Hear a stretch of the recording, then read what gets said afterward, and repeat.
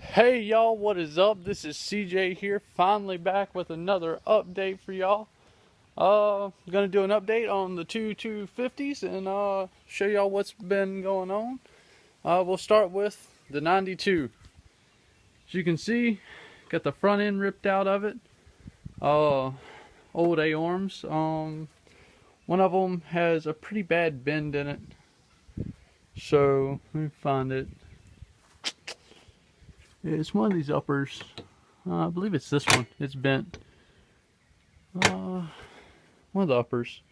Anyway, it's bent bad enough that the shock was just about touching it. So, got some fresh painted A-arms for it. Just got to put the new bearings in it and then bolt it all up. Paint the front of the frame. We did notice that the frame is tweaked in the front end. So, hoping it's not going to affect it too bad. I mean, who this is for, it's not going to be written hard. We're going to get it dialed in as much as we can with this frame, and then hopefully later on we'll be able to find another frame for it. The axle was trashed, as y'all seen in the video, and someone previously put tapered bearings in the rear of it. And these aren't supposed to have tapered bearings in the rear, but I can't get the races to pull out, so got to put another carrier in it. I'm going to clean it up real good, and I got to mic the bearing pockets and make sure they're still straight. But pull the motor. We have another cylinder at our local shop being bored because that one does have a busted ear on it. I don't know if I ever showed that. I doubt I can get the cylinder off right fast. I'll keep talking while I do this. But we did get a new axle, got a new cylinder. It's on the second overboard. It's a Rob Madison 1992 National cylinder. I have the axle and the new plastics and the new rear wheels and hubs sitting over there. I'm going to get to those. But I'm not 100% sure if I showed y'all this cylinder or not. But it needs a new sleeve. Let's see, trying to get it off. This is a 92. New OEM wiring harness that I put a tether kill switch into. Just, for safety. The only reason the cylinder's back on here is that way I could make sure I was getting fire after rewiring it. Move the clutch cable out the way. Trying to do this one-handed is a pain.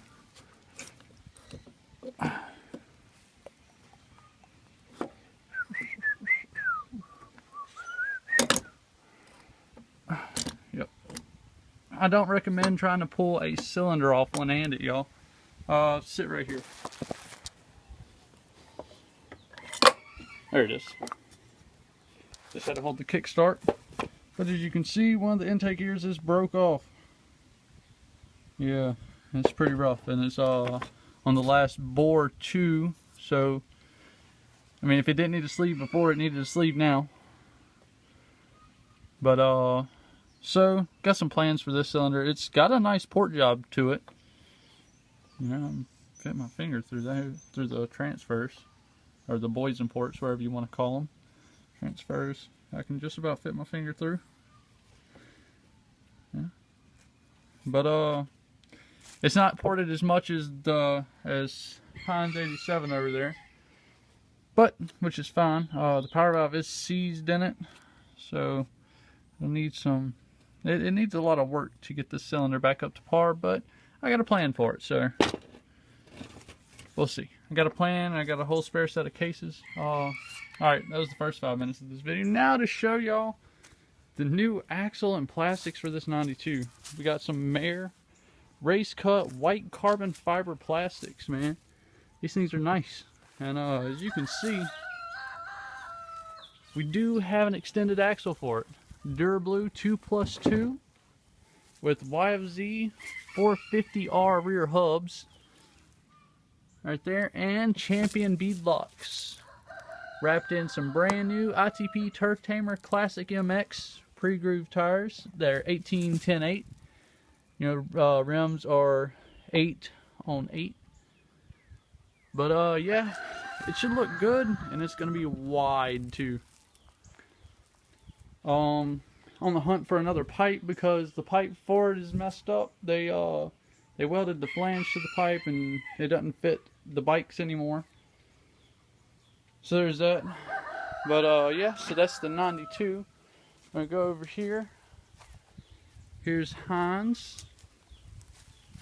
As y'all can see, I got the low profile rear fenders on it. Grease.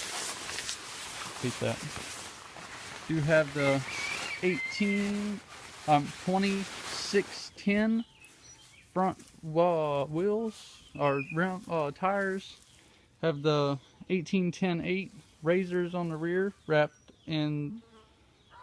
around the Hyper CF3 dual beadlock rims. 1336 gearing, new chain. I have a Cancilla chain tensioner on the way for this. Spring loaded, dual roller. Uses the longboard wheels, so it's going to look pretty sweet with that on there. But you see, had to cut down front fenders. The PSI is back on it. Hells yeah. And there's that. I took and I painted the front rims flat black. I think it matches the rear pretty well.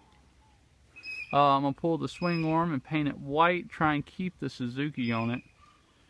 So, now got Chad on his way. He just texted and it popped up. But, yeah, so I guess I'll give y'all a cold start on this. Haven't started it yet today.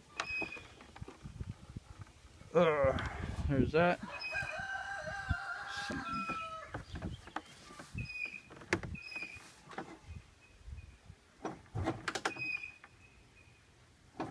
People tell me my bike must be low compression because I can kick it barefoot. But it's not.